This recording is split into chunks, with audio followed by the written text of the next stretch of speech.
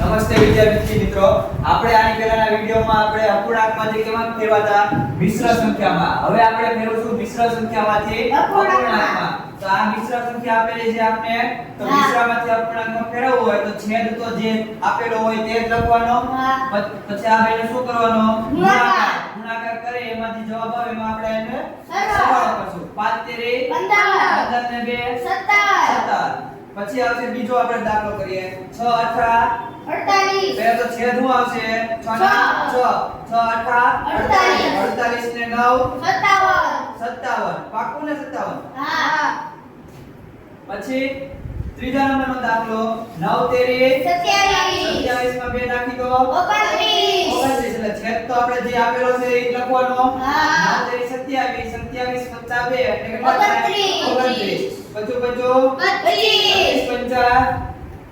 25 માં 5 નાખો 25 30. આ એક્ઝામ્પલ તમારે ક્યાં કરવાનો?